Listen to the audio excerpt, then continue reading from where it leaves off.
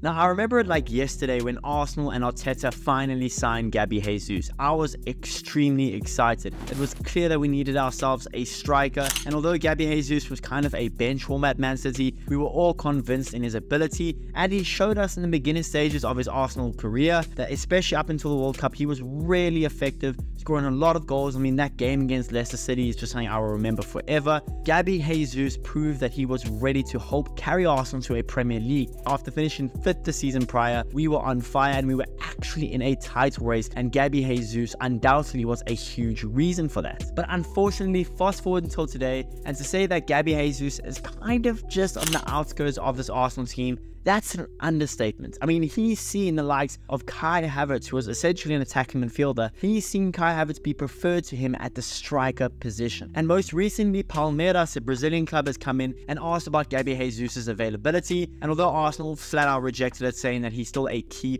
part of our project, you start to wonder to yourself, he's 27 years old now. What do we do with Gabriel Jesus? He's not a starting level striker. He's not a starting level winger for us. Yes, he provides good depth, but with how much should we pay him? The fact that he's 27 years old and his weak output in recent months, what do we do with Gabriel Jesus? Is there a way that we can reignite the spark, or is it time for us to let Gabriel Jesus go? Well, that's what we'll be talking about today. So what's going on, everyone? You are listening to Gunner Central here. I hope you're all doing well. Please be sure to like the video, subscribe if you guys haven't already, and let's get into it. Now, first things first, if we do want to let him go, I do think the best option right now is to wait until the end of the season. He still provides good minutes off the bench. He can still score goals here and there, and unless we want to really get a striker in January and selling Gabriel Jesus makes sense financially, well then I'm all for it. But until then, I think let's just hold out until the end of the season. But come the end of the season, should we sell Gabriel Jesus? Is that something we should pursue? Now, here's the thing. I would absolutely love to see Gabriel Jesus turn back into that Gabriel Jesus that we signed from Manchester City. That first 6 months at Arsenal, I would love to see Gabriel Jesus turn back into that player. He was so fun to watch. He was so good for us. His build-up play, his hold-up play was really, really good, and he had a very neat finish to him. I mean, in his first season at Arsenal, he finished the season off with 11 Premier League goals and 7 assists in all competitions. Now, by no means is that world class. I think 20 Premier League goals is a bare minimum for a striker of Arsenal's caliber, but 11 was still pretty good, and you looked at his build-up play and everything else he brought to the team. I mean, most of us were pretty happy with that outcome. He was playing really well, and most of his good things weren't necessarily always showing up on the stat sheet. So I didn't mind his 11 goals and 7 assists in 33 games. It wasn't elite, but it wasn't half bad neither. But let's just be honest, the moment that Kai Havertz arrived last season, Gabriel Jesus fell down in the pecking order. Now, last season he did finish off with 8 goals and 8 assists, but objectively he was just simply not good enough in those 36 games. Yes, he played all across the front line, but he constantly was injured, missing out in some huge games for us through either knee injuries or hamstring injuries, and he was just not good enough. And I was very open heading into the summer that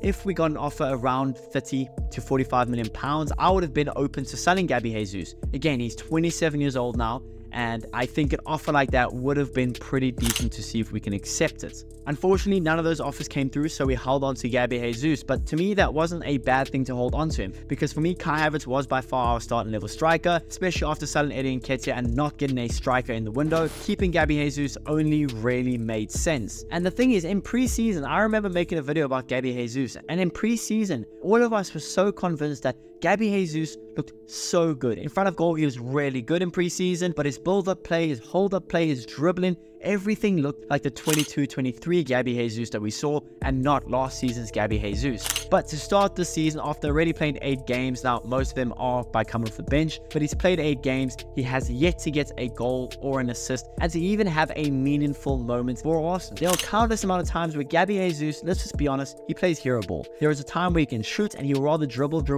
and lose the ball rather than pass to the open man or take a shot on goal, and that is really affecting us. Now, I'm not trying to play blame here, but you think back to the final minutes of the Man City game where we had the ball and Gabriel Jesus tried to dribble his way out instead of just clearing the ball. City got a corner from that and they got their equalizing goal. Now, I'm not blaming Gabriel Jesus, but that hero ball is clearly having a negative effect on the team. The fact that Gabriel Jesus has allowed a guy like Kai Havertz, who was essentially a midfielder when we bought him. I know he's versatile and Arteta always thinks about versatility, but I'm pretty sure that when Arteta bought Kai Havertz, he saw Kai Havertz as kind of replacing that Granit Xhaka role. And obviously over time he's really changed, and and Kai Havertz has become our number 9, and I'm very happy with that, no problems. But Gabriel Jesus got replaced at striker by a midfielder. There was a reason, looking back at Gabriel Jesus when he was at Manchester City, that even when Manchester City had no Aguero, that they were injury struck, they had no striker, well, Gabriel Jesus would still be on the bench, or he'd still play out wide and not play down the middle up front. There is a reason why Gabriel Jesus is not an out-and-out number 9. He looks to dribble far too often, he doesn't take shots when it's there, he doesn't pass to open teammates, and overall sometimes it just has a negative impact on the way that Arsenal are trying to play. The main issue I have with Gabriel Jesus is his decision making. At 27 years old, there should be no reason why you are dribbling and playing as much hero ball as you are consistently. I saw someone say this and it got me thinking that Gabriel Jesus, after all these injuries, he's not quite that nimble and agile player that we saw when we first bought him. He's lost a little bit of his strength and he seems more rigid in the way he moves and the way he plays. His dribbling is still good, but he's not nearly as effective when wriggling out of tight situations, and instead he likes to just hit the floor and dive and tell the ref, where's my free kick? I'm not trying to hate on Gabriel Jesus, he's an Arsenal player at the end of the day and I love Arsenal, but there is a point where we need to start thinking about life after Gabriel Jesus. 27 years old now, at the end of the season he'll have 2 years left on his deal, and the only right thing to do then, I think, is to sell Gabriel Jesus and replace him with a younger, fresher striker, someone who can learn under Kai Havertz. The worst thing is when Gabriel Jesus is out of form is when he tries to play hero ball the most. When he's in form and he's playing on fire, which isn't really ever anymore, but when he is, doesn't play as much hero ball and he rather just takes the shot when the shot is there. But when he's in bad form like he is right now, he tries to play hero ball and it's really disturbing the way that Arsenal attack when he does start. There's a reason why his only start this season was in the Carabao Cup. The Carabao Cup game where we absolutely obliterated Bolton, beating them 5-1, seeing Ethan Winieri score 2 goals. And guess what? Gabriel Jesus, despite us winning 5-1 and him playing the whole 90 minutes, did not get a goal or an assist, and quite frankly didn't have that good of a performance against a League One side in Bolton. Now, I'm not saying Gabriel Jesus is officially washed. He's a net negative for Arsenal because, again, he does bring some experience, title winning experience for us, and of course he does bring some good versatility, being able to play across the front line. He is still 27 years old, so he's not extremely old, but I do think if he continues the way he is playing, if he continues like this for a whole season, the only right thing to do